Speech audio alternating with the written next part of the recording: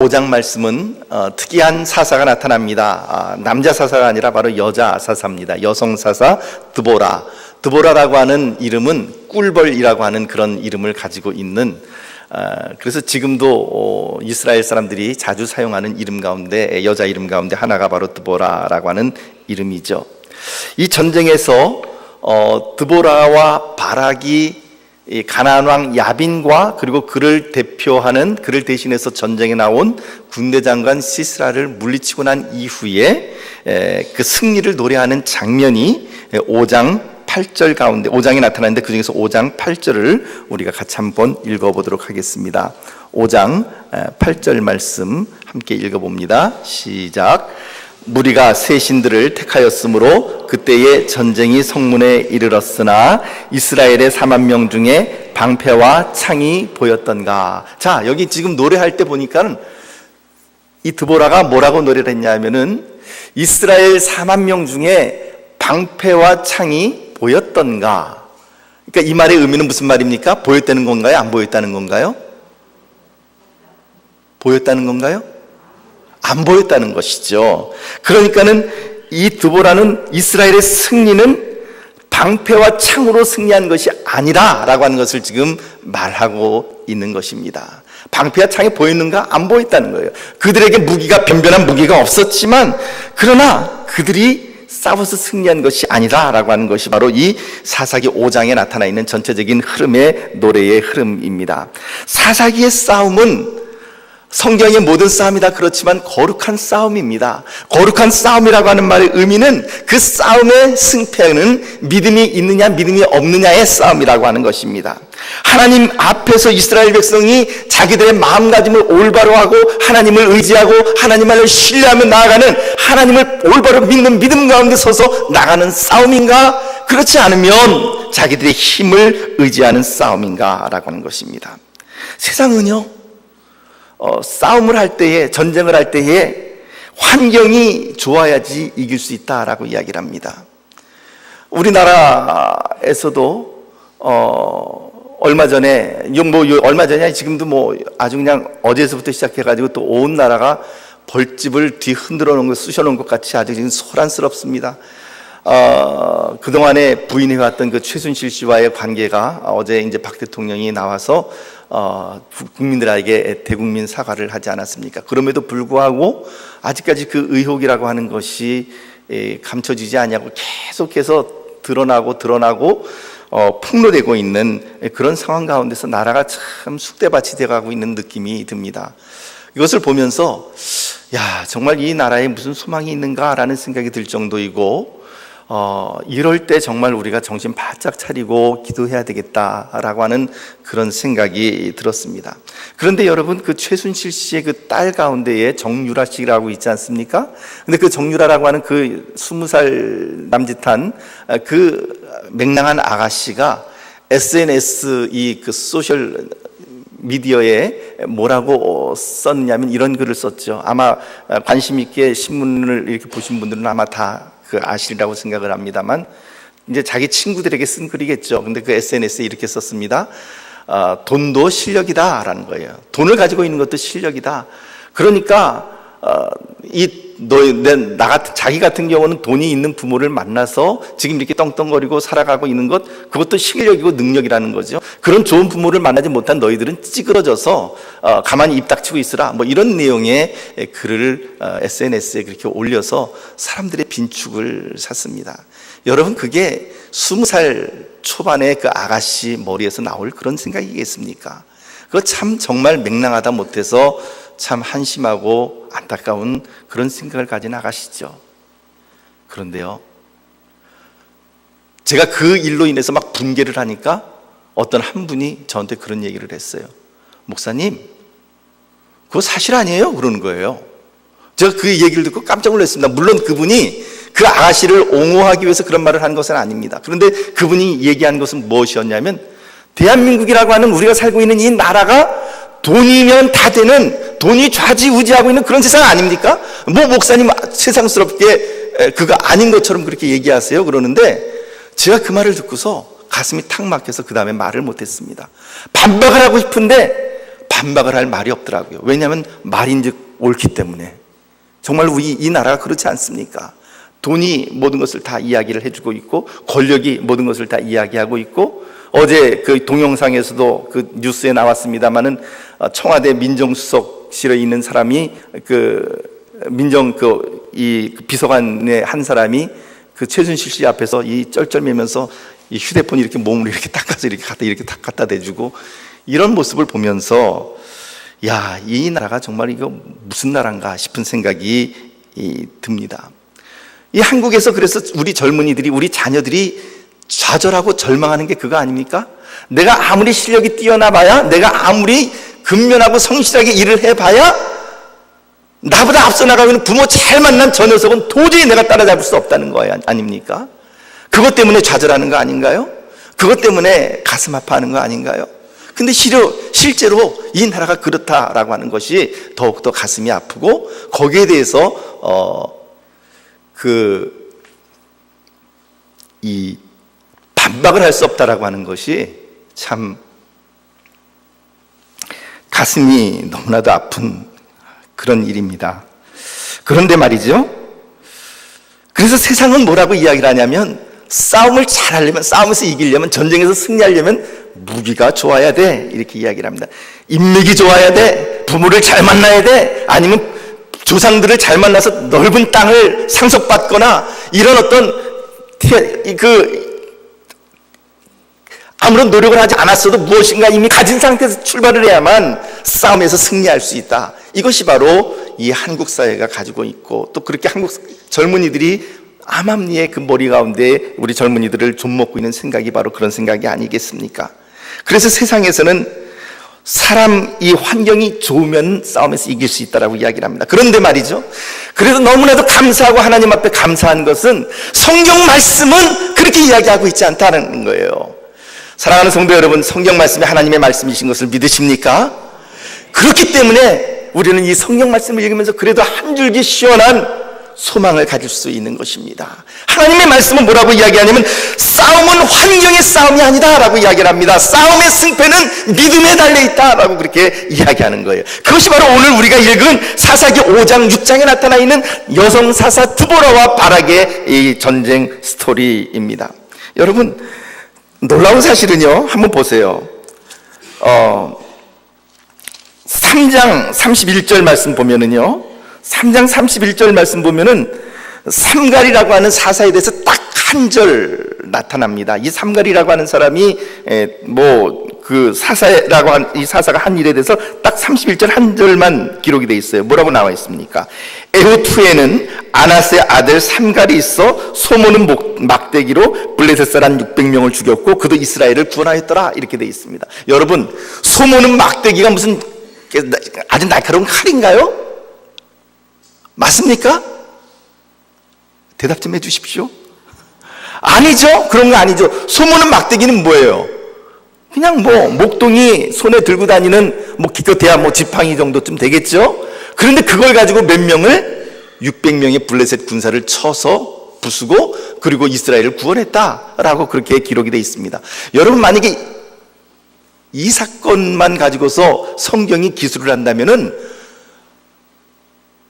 한 몇 장에 걸쳐서 이 삼갈 이야기를 도배를 해도요, 다 도배를 하지 못할 거예요. 그리고 삼갈이 얼마나 뛰어난 장수였는지, 그가 얼마나 놀라운 일을 행했는지, 이것을 얼마나 하나님께서 그를 도우셨는지, 이것을 기록하려고 한다면 아마 굉장히 많은 분량을 기록해도 다함이 없을 것입니다. 근데 삼갈 이야기는 딱 한 절이에요. 소모는 막대기로 블레셋 사람 600명을 죽였다. 굉장한 기적임에도 불구하고 딱 한 절 나옵니다. 그런데요, 여성사사 드보라의 이야기는 이런 소모는 막대기 가지고 600명을 죽였다, 이런 기적적인 이야기가 안 나타남에도 불구하고 이 사사기 4장과 5장에 걸쳐서 총 55절에 걸쳐서 아주 긴 서사시를 이루고 있다라고 하는 거죠. 뭘 얘기하는 걸까요? 왜 삼갈 이야기는 딱 한 절 나오는데 사사 드보라와 여성 사사 드보라와 바락의 이야기는 55절이나 걸쳐서 이렇게 길게 서술이 되는 걸까요? 하나님께서 무엇을 더 중요시 여기고 있다고요? 그래요.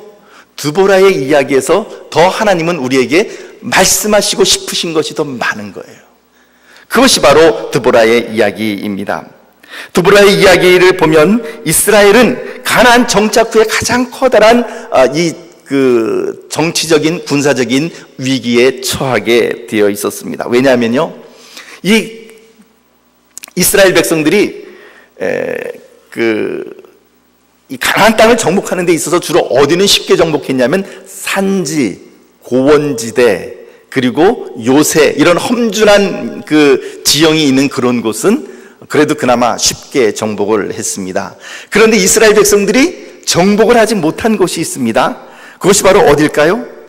우리 맨 처음에 사사기 처음 1장 할 때에 유다 이야기를 할 때 뭐라고 나왔습니까? 1장 19절 말씀 보면 여호와께서 유다와 함께 계셨으므로 그가 산지 주민을 쫓아내었으나 산지는 정복했으나 골짜기의 주민들은 철병거가 있으므로 그들을 쫓아내지 못하였으며. 자, 골짜기가 뭐라 그랬었죠? 그때 제가 말씀드리기는 평지, 일종의 우리가 보는 바로는 평야와 같은 그런 넓은 곳이라고, 우리가 아는 산과 산 사이의 좁은 밸리 골짜기가 아니라고 제가 말씀을 드렸습니다. 그러니까는 이 넓은 평지에 살고 있는 사람들은 철병거가 있어서 그들을 몰아내지 못했다. 이 말의 의미가 우리들에게 보여주는 것은 무엇이냐면, 이스라엘 백성들이 주로 중앙 산악지대, 주로 중앙 산악지대 쪽에 있는, 한번 요 지도를 잠깐 좀 보면서 이야기를 해볼까요? 아무래도 이 부분은 그냥 넘어가려고 그러는데 그냥 넘어가려고 그러니까 조금 자, 보시게 되면은요, 이스라엘 지도인데 여기가 바로 이제 그 사해고, 여기가 갈릴리 호수가 있는 곳이죠. 요단강이 이렇게 연결되어 있습니다. 그런데 예루살렘이 물론 이제 요점에 있겠고요. 베들레헴도 이쪽에 있을 것이고, 이쪽은 보시다시피 약간 좀 노란색으로 이렇게 되어 있는 부분은 평지일까요? 산지일까요? 이쪽은 산지입니다. 산지. 그러니까는 이스라엘의 그 지형은요, 이쪽이 바로 이제 그 지중해인데, 이쪽이 바로 지중해인데, 지중해에서부터 일정한 부분까지는 평지를 이루고 있습니다. 그러다가 요쪽 부분, 한 중간 정도쯤 요쪽 부분에 와서는 고도가 벼랑간 이렇게 높아지면서 산지로 변하게 되죠. 그래서 이스라엘 백성들이 어느 부분은 쉽게 정복했냐면 이쪽 부분은 쉽게 정복했다는 거예요. 그런데 여러분께서도 지도를 보는 것처럼 이쪽 부분, 녹색 부분으로 되어 있는 이쪽 부분들은 여러분들께서 보시기에 산지가 아니라 어떤 곳 같아요? 평지 부분이죠. 이런 부분들은 제대로 정복을 하지 못했다라고 하는 것을 우리들에게 보여주고 있는 것입니다. 일단 다시 화면을 넘겨주시기를 바랍니다. 그래서 거기에다가 이 이스라엘 백성들이 이 평지를 정복하지 못했던 가장 커다란 이유가 뭐였다고요? 그들에게는 가나안 족속들에게 뭐가 있었다고요? 철병거가 있었다는 거예요. 말씀드렸습니다.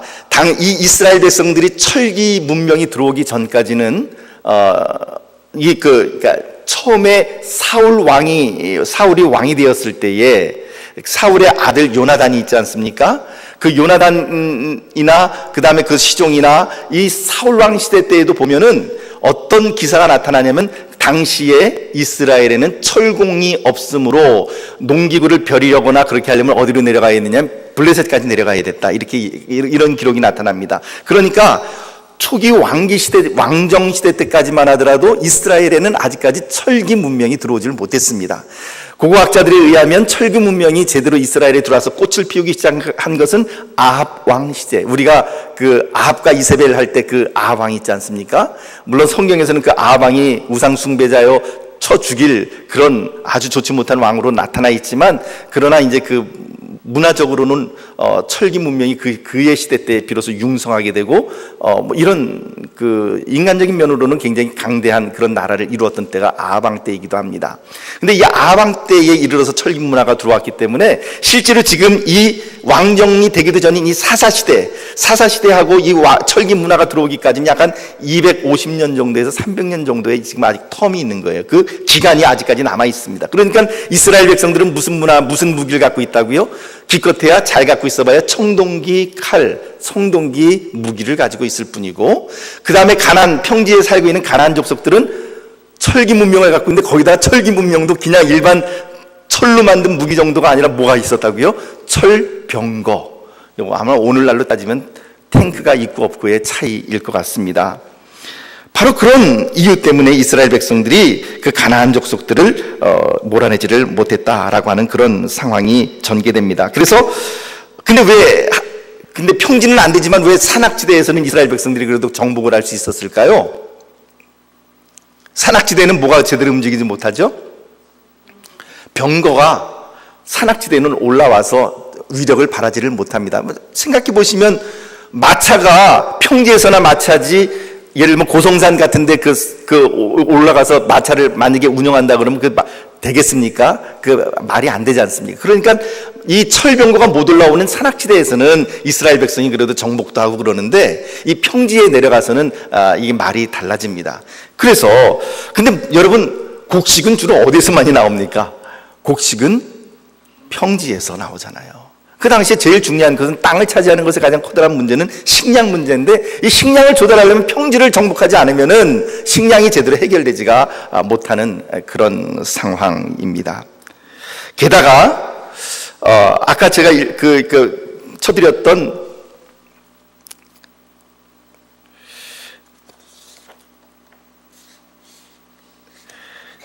아예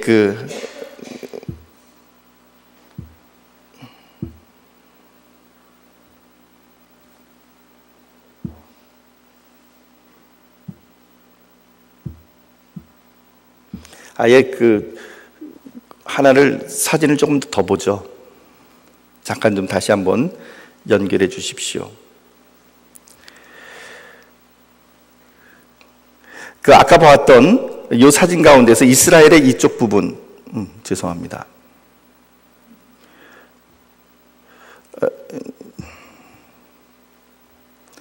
이쪽 부분을 좀 확대해서 여기를 바로 무슨 평야라면 이즈라엘 평야라고 부르는 곳입니다. 하나님께서 뿌리셨다라고 하는 그런 뜻을 가지고 있는데, 이 이즈라엘 평야에서 이제 오늘 본문의 사건이 나타나게 되는 거죠. 그것을 좀 확대하면 이렇게 돼 있는데, 바로 우리가 살펴보고 있는 바로 이즈라엘 평야, 이쪽이 바로 오늘 이 사사기 4장과 5장의 전투 장면의 배경을 이루고 있는 곳입니다. 그래서 지금 이 장면에서 이스라엘 백성들이 지금 진치고 있는 곳은 바로 어디냐면은 다볼산이죠. 바로 이쪽에 있는 다볼산, 여기에 지금 진을 치고 있고, 산지 이쪽에 진을 치고 있고, 이 가나안의 군대 장관인 시스라는 철병거 900대를 이끌고 지금 이곳으로 이렇게 지금 들어와서 여기서 이렇게 평지에서 이렇게 진을 치고 있는 그런 상황이라고 하는 것이죠. 다시 화면을 좀 전환을 해 주십시오.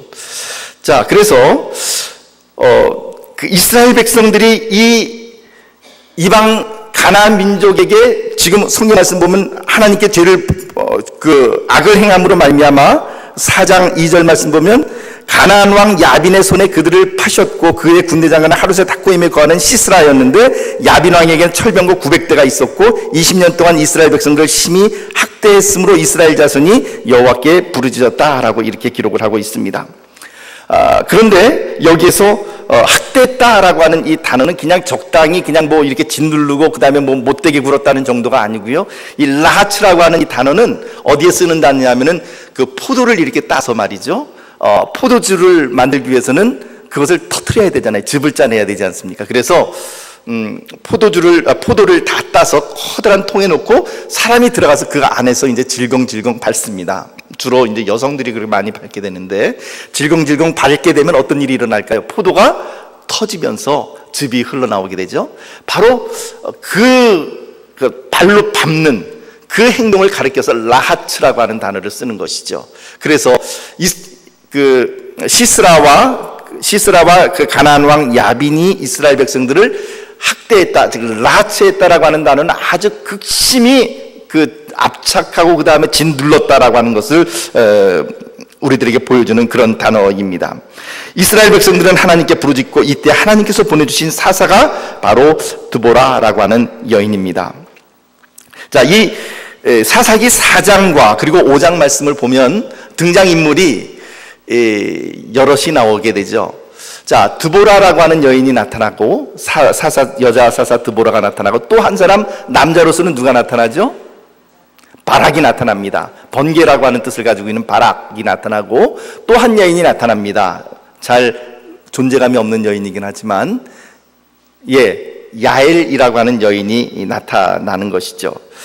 근데 보통 그 전에 3장이나 2장 말씀을 보면서 우리가 느꼈던 것은 주인공이 딱 정해져 있습니다. 온니엘이든지 아니면은 왼손잡이 사사, 우리가 지난번에 보았던 왼손잡이 사사든지 아니면은 딱 한 줄 나와 있지만 아나스의 아들 삼갈이라고 하는 사사가 있든지 이렇게 주인공이 분명한데 4장 5장에 들어가면서부터는 주인공이 누구인지 조금 좀 불분명합니다. 여러분 생각하기에는 누가 주인공인 것 같습니까? 드보라가 주인공일까요? 아니면 실질적으로 전쟁을 이끌었던 바락이 주인공일까요? 아니면 그것도 아니면 가장 결정적으로 적장인 시스라를 죽여서 이스라엘에 넘긴 야엘이라고 하는 여인일까요? 누가 주인공이 되겠습니까? 온니엘을 사사로 세울 때는 하나님께서는 한물간 노장이라 할지라도 그를 통해서 이스라엘을 구원하신다라고 하는 뜻이 분명했습니다. 왼손잡이 에웃을 들어서 사용하실 때에는 오른손에 장애가 있음에도 불구하고 그 장애가 있는 사람을 하나님께서 세우셔서 그를 통하여 이스라엘을 구원하셨다라고 하는 것이 분명합니다. 그런데 4장 5장에서는 누가 주인공인지 좀 헷갈립니다. 만약에 주인공이 드보라라고 한다면 남자가 아니라 여자를 들어서라도 하나님께서 이스라엘 백성들을 구원하셨다라고 하는 그런 메시지가 가능할 것이고, 만약에 바락을 주인공으로 본다면 여자에게 의존하고 여자에게 위로를 받아야만 할 정도로 어떻게 보면 좀 못나고 찌질한 남자였던 바락이라고 하는 남자를 통해서도, 그 찌질한 사람을 통해서도 하나님께서는 이스라엘을 구원하신다라는 메시지가 가능할 것이고요, 야엘이 주인공이라고 한다면 이스라엘에게 빌붙은 이방 여인을 통해서라도 이스라엘 백성들을 하나님께서 구원하신다라고 하는 메시지가 가능할 것입니다. 그런데 누가 주인공이 되고 어떤 메시지를 갖고 나오든지 간에 이 사사기 4장과 5장이 우리들에게 분명하게 보여주는 메시지는 무엇이냐 하면, 하나님께서 가장 연약한 자를 붙들으셔서 그를 통하여서 이스라엘을 구원하셨다라고 하는 메시지는 분명하게 드러나게 되는 것이죠. 옛날에 보면 레슬링 좋아하셨습니까? 제가 중학교 때, 고등학교 때는 잘 기억이 안 납니다만 중학교 때, 초등학교 때는 김일 선수가 이 프로레슬링 한다 그럴 때는 온 동네가 그냥 뭐 잔치 분위기였습니다. 그래서 TV 있는 집에 모든 마을 사람들이 다 몰려가서 시끌벅적하게 그 김일 선수가 박치기 할 때마다 막 박수 치고 일체화시켜서 막 그렇게 응원했던 기억이 납니다. 근데 그 레슬링을 보면은 1대1 태그 매치도 있지만 1대1 매치도 있지만은 둘씩 짝을 이뤄서 하는 그 팀 매치가 있지 않습니까? 그래서 두 사람이 2인 1조가 돼서 자기가 하다가 좀 불리할 것 같으면은 터치를 해서 다른 선수를 링 안으로 불러 들어오게 하는 그런 것처럼 말이죠. 오늘 본문 말씀도 보면은 그런 거 비슷해요. 한쪽 코너에는 누가 있냐면 철병거 900대를 가지고 있는 왕 야빈이 있고, 그 야빈을 대신해서 철병거 900대를 가지고 그리고 수만의 군대를 이끌고 육군 참모총장격인 시스라가 유풍도 당당하게 한쪽 코너에 서 있습니다. 2인 1조죠. 반대편 코너에는 누가 있느냐면 여인 선수인 드보라와 그리고 그 여인을 의지하여 나온 바락이라고 하는 조금 어떻게 보면 좀 겁쟁이 같은 그런 남자가 있습니다. 이 경기의 승패는 누가 봐도 이미 결정이 되어 있습니다. 남자가 수행해야 하는 전쟁에 여성 사사 나왔다라고 하는 것 그 자체가 이미 패배의 요인이에요. 유대 랍비들이 그 아침에 일어나면 이런 세 가지 감사 기도를 했다 그럽니다. 저도 직접적으로 이 사람들이 그런 기도를 하는 것을 제가 듣지를 않았기 때문에 과연 정말 그럴까라는 생각은 들지만, 아무튼 기록에 의하면은 이런 기도를 했다고 합니다. 첫째, 하나님, 나를 동물이나 짐승으로 만들지 않으셔서 감사합니다. 그런 기도. 두 번째는 하나님, 나를 이방인으로 창조하지 않고 유대인으로 창조해 주셔서 감사합니다. 그리고 세 번째 감사 기도 제목이 뭐였게요? 하나님, 내가 뭘로 태어나지 않아서? 한번 추측해 보세요. 여자로 태어나지 않게 해주셔서 참 감사합니다. 이런 감사 기도를 했다라고 합니다. 그만큼 이스라엘은 전통적으로 여인을 천시하였습니다. 그런데 전쟁터에 누가 등장하냐면 이 드보라라고 하는 여성 사사가 등장을 해서 주도적인 역할을 하고 있고요. 바락이 그 여성 사사 드보라의 명령을 따라서 움직이고 있는 그런 모습을 볼 수가 있습니다. 물론 누가 주인공이냐, 이것을 보면은 아마 우리가 조금 더 분명하게 알 수 있을 것 같기는 합니다. 5장 1절 말씀 보면 이런 기록이 나타납니다. 5장 1절 한번 같이 볼까요? 5장 1절 한번 봅시다. 시작. 이날에 드보라와 아비노함의 아들 바락이 노래하여 이르되. 자, 주어가 누굽니까? 노래한 사람이 누구죠? 드보라입니까? 바락입니까? 아니면 드보라와 바락입니까? 예, 드보라와 바락 두 사람이 노래했다라고, 그 주어가 두 사람이에요. 그러면 동사는 당연히 복수로 나타나야지만 그 맞는 그런 상황입니다. 그런데 이 히브리어 성경을 보게 되면 타쉬르라고 하는 단어가 나타나서 단수로 나타납니다. 근데 단수는 단수인데 남성 단수가 아니라 여성 단수예요. 그러니까 동사만 보게 되면 실질적으로 이 성경에서는 드보라와 바락이 노래했다라고 이야기를 하고 있지만 동사만 보면 누가 노래한 겁니까? 드보라가 노래한 거죠. 그래서 아마도 그래도 사사기 4장 5장의 주인공은 그래도 드보라로 보는 것이 별 무리가 없겠다라는 생각을 합니다. 이제 이 전쟁이 어떻게 진행되었는지 우리 한번 같이 보도록 하겠습니다. 아까 우리가 살펴보았던 것처럼 이스라엘 백성들은 다볼산에 지금 숨어 있습니다. 이렇게 산에. 왜냐하면 밑에는 시스라가, 이 군대 장관 시스라가 철병거 900대를 이끌고 수많은 군사들을 이끌고 밑에 진치고 있으니까 감히 내려가지를 못하고 다볼산에 진치고 있는 상황입니다. 자, 이 상황에서 우리 12절에서부터 15절까지의 말씀을 같이 한번 읽어보도록 하겠습니다. 4장 12절에서부터 15절까지의 말씀. 자, 이것을 읽으시면서 여러분들에게 제가 한 가지 숙제를 내드립니다. 숙제라 그래서 무슨 시험을 보는 게 아니고요. 이 본문 가운데서 여러분들께서 주의 깊게 찾아내셔야 될 것은 도대체 무슨 일이 일어났을 것인가 라는 것을 생각하셔야 되고, 두 번째, 이때는 계절적으로 몇 월 달쯤에 이 일이 일어났을까. 이거는 결코 쉬운 그런 과제는 아니지만 한번 우리가 찾아볼 수 있을지 한번 찾아보도록 해보겠습니다. 12절에서 15절 함께 같이 읽어보도록 합니다. 시작. 아비노함의 아들 바락이 다볼산에 오른 것을 사람들이 시스라에게 알림해 시스라가 모든 병거 곧 철병거 900대와 자기와 함께 있는 모든 백성을 하루셋 하고임에서부터 기손강으로 모은지라. 자, 14절 말씀 마저 읽어봅니다. 14절 말씀 시작. 드보라가 바락에게 이르되 일어나라, 이는 여호와께서 시스라를 내 손에 넘겨주신 날이라. 여호와께서 너의 앞서 나가지 아니하시느냐 하는지라.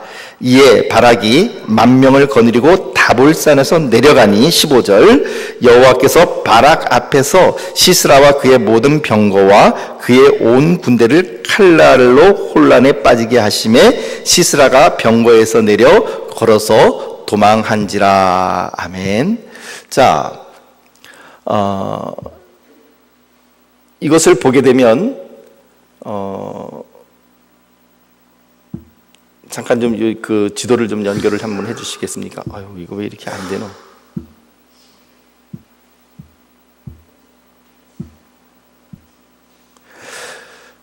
자, 아까도 말씀드린 것처럼 지금 이즈라엘 평야가 있는데 지금 이스라엘 백성들이 진치고 있는 곳은 바로 이곳 다볼산입니다. 이쪽에 진을 치고 있고, 그 다음에 이 다볼산에 이스라엘 백성들이 진치고 있다는 것을 알고는 하루셋 핫고임에서부터 이 시스라가 철병거 900대를 이끌고 지금 이 넓은 평야지대에 지금 들어와서 진을 치고 있습니다. 그런데 이 상황에서 어떤 일이 일어났느냐 하면, 드보라가 14절 말씀 보면, 자, 여기 보면은 기손강으로 모은지라 라고 돼 있죠. 이 기손강이라고 하는 것은 사실 말은 강이지만 좀 강이라고 하기 좀 미안한, 어떻게 보면은 여러분들께서 나중에 이제 성지순례를 가서 보시면 아시겠습니다만은 기손강이라는 것은 어떻게 보면 여기 우리 통복천만도 못한 그런 또랑 같은 그런 그 물길입니다. 그것이 이곳 이 이즈라엘 평야를 이런 식으로 관통을 해서 지나가고 있는데, 바로 그쪽으로 기손강으로 모든 군대를 모았다는 것은 바로 이 이즈라엘 평야 안으로 들어와서 진을 쳤다라고 하는 것을 우리들에게 보여주는 것이죠. 그런데 이즈라엘 평야에 들어와서 진을 쳤는데 14절 말씀 보니까 드보라가 바락에게 이르되 일어나라, 이는 여호와께서 시스라를 내 손에 넘겨주신 날이라. 여호와께서 너의 앞서 나가지 아니하시느냐 하니까 바락이 10,000명을 거느리고 다볼산에서부터 내려갔대요. 바락이라고 하는 인물이요, 막 용기 있는 인물이 아닙니다. 아까도 우리가 보았지만 드보라가 이 바락을 불러서 납달리 가데스에서 불러서 다볼산으로 가라. 거기에서 하나님께서 야빈의 군대장관 시스라와 그의 모든 병거를 너에게 넘겨주겠다라고 말씀하셨다라고 얘기를 했더니 8절 말씀 바락이 뭐라 그랬냐면, 바락이 그에게 이르되 만일 당신이 나와 함께 가면 내가 가려니와 만일 당신이 나와 함께 가지 아니하면 나도 가지 아니하겠노라, 이렇게 얘기를 했습니다. 그러니까 겁이 많은 사람이에요. 근데 이 사람이 어떻게 해요? 지금 보니까 이 드보라가 하는 말을 듣고 철병거 900대가 있는 그 적진으로 지금 내려가고 있는 거예요. 이 사람에게 벼랑은 어느 하늘에서부터 커다란 용기가 생긴 것일까요? 자, 그런데 더 놀라운 것은 15절 말씀입니다. 15절 말씀 우리 같이 다시 한번 읽어보죠. 15절 말씀 시작.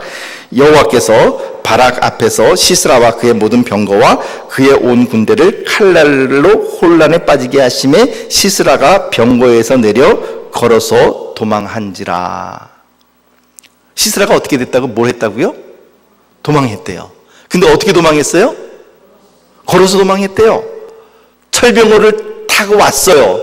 자, 여러분, 도망을 갈 때 가더라도 마차를 타고 도망가는 게 빠릅니까? 아니면은 걸어서 도망가는 게 빠릅니까? 마차를 타고 가는 게 훨씬 빠르잖아요. 당연히 도망가려면 마차를, 철병거를 타고서 도망가야 되잖아요. 근데 오늘 성경 말씀 보니까 철병거에서 내려서 걸어서 도망했대요. 그리고 이 상황이 지금 물론 성경 말씀은 우리들에게 뭐라고 말하고 있지 않지만 여러분들이 머릿속으로 한 상상해 보십시오. 이 상황이 지금 어떤 상황입니까? 철병거가 무용지물이 됐다라고 하는 것이죠. 무슨 일이 일어났을까요? 자, 이제 그것을 풀기 위해서 또 하나의 사진을 잠깐 보도록 하겠습니다.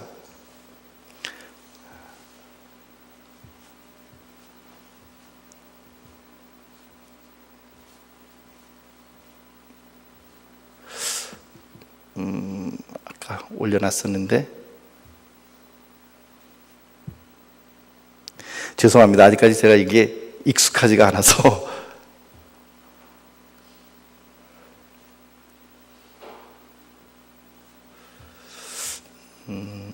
네, 이 사진입니다. 자, 한번 보십시오. 지금 우리 성도님들께서 보시는 이쪽 넓은 이쪽에 있는 이 산이 모래산입니다. 모래산이고요. 그리고 이쪽에 지금 조그맣게 보이는 여기가 바로 길보아 산이고요. 그 다음에 지금 이쪽에 조금 이렇게 살짝 걸쳐서 여기 산이 조그만 또 언덕 같은 게 보이죠? 조금 더 확대해 볼까요? 보이십니까? 바로 다볼산입니다. 그러니까 이 다볼산하고 모래산 사이에 지금 이 땅들을 보세요. 우리 지금 주의해서 봐야 될 것은 이 땅들입니다. 자, 보니까는 땅이 어떤 것 같아요? 땅이 굉장히 좋은 땅이에요. 비옥한 땅입니다. 비옥한 땅이고 이 땅, 아까 제가 이렇게 동그라미 쳤던 그 이즈라엘 평야 있지 않습니까? 그 평야의 면적은 전 이스라엘 국토의 한 5%밖에 되지 않습니다. 근데 거기에서 온 이스라엘 백성들을 다 먹여 살릴 수 있는 양식이 거기서 소출이 돼서 나올 만큼 굉장히 비옥한 땅입니다. 자, 이 땅이 이런데 지금 이런 땅에 철병거를 들어왔다는 거예요. 철병거를 가지고 들어왔는데 뭐 들어올 때는 쉽게 들어왔는지 모르겠습니다만 어떤 일이 일어나면은 철병거가 꼼짝 못하게 될까요? 여기에 그렇죠. 비가 쏟아지면 여기서 꼼짝 못하게 되는 거예요. 근데 비가 왔다는 것이 어디 나타나냐면 사사기 5장 4절 말씀 한번 보십시오. 5장 4절 말씀 5장 4절 말씀 보면 이제 불을 좀 펴주시고 화면 전환해 주셔도 되겠습니다. 5장 4절 말씀 보면 여호와여 주께서 세일에서부터 나오시고 에돔들에서부터 진행하실 때에 땅이 진동하고 하늘이 어떻게 해요? 물을 내리고 구름도 물을 내렸나이다. 이 구절이 있는 거 보니까 지금 이 이스라엘 평야 가운데 벼랑은 뭐가 쏟아지냐면 비가 쏟아진 거예요. 비가 쏟아지니까 이 땅이 뻘밭으로 거의 막 진흙처럼 막 이렇게 질척질척하게 된 것이죠. 무거운 철병거가 들어왔는데 들어올 때는 많은 땅이니까 들어왔지만 이제 비가 오니까 이 철병거가 바퀴가 깊이 박혀서 움직이지 못하게 되었다라는 것을 우리들에게 보여준 그런 내용입니다. 그래서 시스라가 병거에서 내려서 도망해야 될 정도로 굉장히 상황이 위급했다라고 하는 것입니다. 하나만 더 이왕에 말을 했으니까 계절적으로 어느 계절에 이 전쟁이 일어났을까요? 6월에서 8월 1번 6월에서 8월 2번 4월에서 5월 3번 11월에서 2월 4번 거기 세 가지만 해볼까요? 몇 월부터 몇 월일까요? 예, 11월에서부터 아마 2월 사이일 거예요. 왜냐하면 이스라엘은 늘 비가 오는 나라가 아니거든요. 비가 오는 때가 집중되어 있습니다. 언제냐면 겨울에 비가 와요. 지금 이제 이 철이 이제 지금 비가 오는 철인데, 그래서 11월 정도쯤에 내리는 비를 이른비라 하고, 그리고 그 이듬해에 2월 정도에서 3월 사이에 내리는 비를 늦은비다 이렇게 이야기를 하는 것이죠. 그러니까는 늦가을에 오는 비는 이른비, 그 다음에 그 초봄에 오는 비는 늦은 비, 거꾸로 이렇게 생각을 해야 되는데, 그와 같이 아마도 이 비가 온 것을 보면 이 시스라와 드보라의 전쟁의 이야기가 계절적으로는 아마 분명히 제 생각에는 11월에서부터 한 2월 사이에 벌어지는 전쟁이 아니었을까라는 생각을 합니다. 자, 그런데 이것이 몇 월 달에 전쟁이 되었느냐, 그 다음에 어떤 상황이 됐느냐라고 하는 것은 이 전쟁 상황을 통해서 우리가 하나님께서 우리들에게 말씀하시고 싶으신 것을 찾아내기 위한 그런 과정이지 그 지식적인 것이 우리들에게 정말 중요한 것은 아닙니다. 자, 결국 이 모든 싸움에서 주인공이 누구라고 하는 것을 하나님께서는 우리들에게 계속 말씀하시고 싶은 것일까요? 자, 다시 한번 4장 14절에서 15절 말씀을 봅니다. 사사기 4장 14절에서 15절 말씀을 같이 다시 한번 보도록 합니다. 함께 다시 천천히 읽어볼까요? 시작.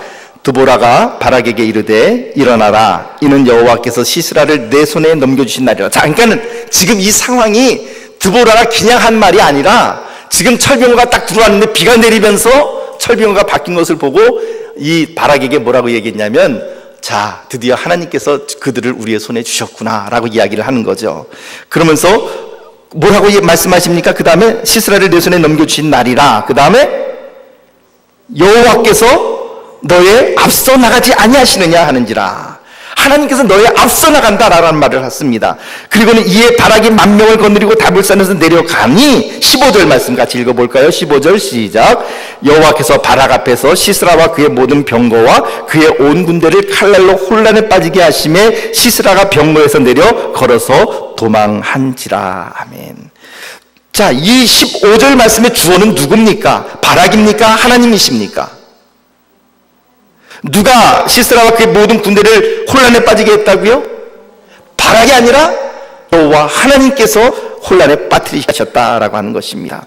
하나님은 적군을 혼란 속에 빠뜨려 패퇴시키고 5장 13절 말씀 보면 친히 용사를 치기 위해서 하나님께서 직접 전쟁터에 임하셨다라고 하는 것을 우리들에게 보여줍니다. 5장 20절 말씀 보면 하늘에서 별들이 내려와서 시스라와 싸웠다라고 이야기를 합니다. 즉, 이 모든 기사에 처음부터 끝까지 우리에게 가르쳐주고 있는 말은 무엇일까요? 처음부터 끝까지 이 전쟁에서 싸움을 주도하고 있는 분은 하나님이시다라고 하는 것을 우리들에게 보여주고 있습니다.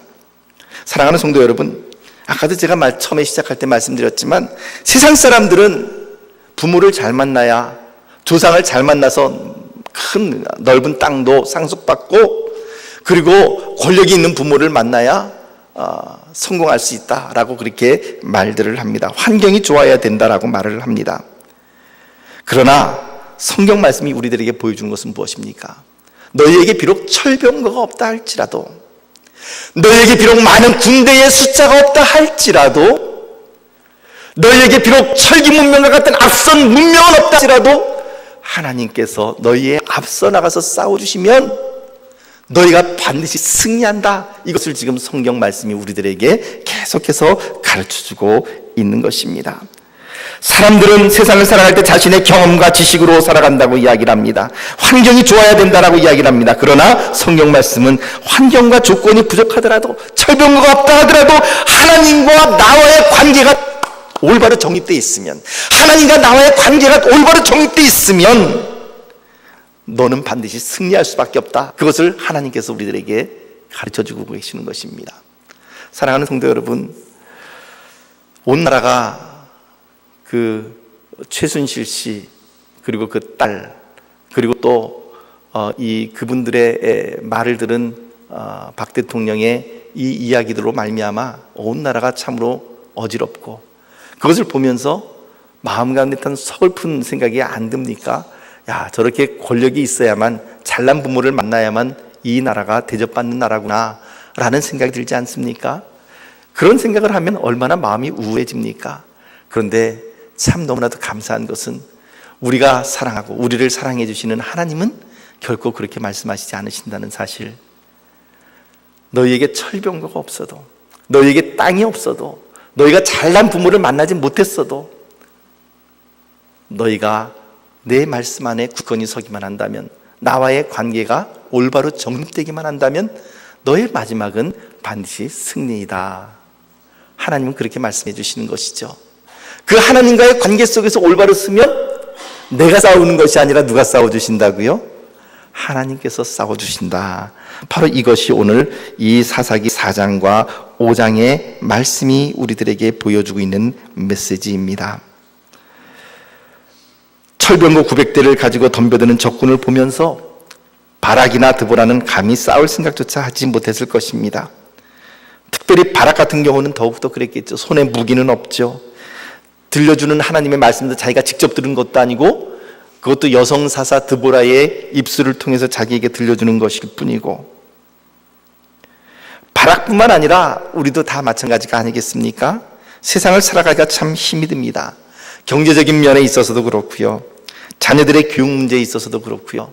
자녀들 그래도 교육시켰고 시집 보내놓으면 다 끝나는 줄 알았더니 그 이후에도 또다시 자녀들의 직장 문제, 이런 여러 가지 자녀 양육 문제, 이런 것으로 말미암아서 어느 것 하나 참으로 만만한 것이 없습니다. 그러나 사랑하는 성도 여러분, 하나님의 말씀이 우리들에게 보여주시는 것은요, 너희들은 결코 눈에 보이는 것 때문에 주눅들지 말아라 라고 하는 것입니다. 눈에 보이는 900대의 철병거 때문에 주눅들지 말아라. 그것 때문에 두려워하지 말아라. 눈에 보이는 그런 조건들 때문에 너희는 두려워하거나 떨지 말아라 라고 말씀을 하십니다. 마귀는요, 우리의 눈에 보이는 것을 가지고 우리를 주눅들게 만드는 것, 그것이 바로 마귀의 전략입니다. 그러나 하나님은 말씀하십니다. 눈에 보이지 않지만 나를 분명히 신뢰해라. 내 말씀 가운데 거하라. 내가 너를 대신하여 싸워주겠다라고 말씀을 하시고 있는 것입니다. 사랑하는 성도 여러분, 말씀을 맺습니다. 때로 우리가 할 수 있는 일은 단지 기도뿐일 수밖에 없습니다. 그러나 세상이 어렵다고 느껴질 때, 도저히 이 세상에서 정말 살아갈 맛이 나지 않는다라는 생각이 들 때에, 도저히 이길 수 없는 싸움이 우리 앞에 벌어지게 될 때에, 그때 반드시 기억하십시오.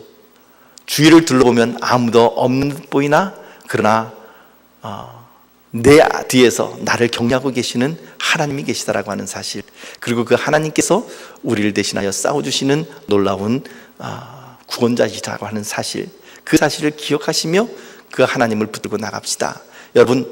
여러분들이나 저에게 위로의 말 때문에 이렇게 그 그래도 하나님을 믿으십시오, 하나님을 의지합시다, 이런 위로의 이야기를 하는 것이 아니라 바로 이 오늘 성경 말씀이 우리들에게 보여주고 있는 이 말씀, 너희가 싸우는 것이 아니라 하나님께서 싸우신다라고 하는 것, 이것이 바로 진리의 말씀이고 이것이 바로 성경에서 우리에게 분명하게 보여주고 있는 하나님의 승리 공식이라는 사실을 기억하시며 우리 하나님만을 붙잡고 그렇게 나아갑시다. 때로는 살만 나지 않는다 할지라도 그 하나님 때문에 우리의 삶을 다시 한번 돌이키고 우리의 마음을 돌이키고 우리의 생각을 돌이켜서 하나님 안에서 힘차게 활기차게 살아가시는 저와 여러분들이 되시기를 예수님의 이름으로 축복합니다.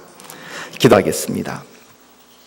하나님 아버지, 세상을 둘러보면 참으로 가슴이 답답하고 그리고 힘이 든 그런 상황 가운데 있지만, 그러나 그럼에도 불구하고 그 모든 일 가운데서 우리에게 승리를 주시는 하나님을 바라보며 나가기를 소원합니다. 하나님, 눈에 보이지 아니하는 하나님으로 인하여서 주님 앞에 승리하는 자들이 되게 하여 주시옵소서.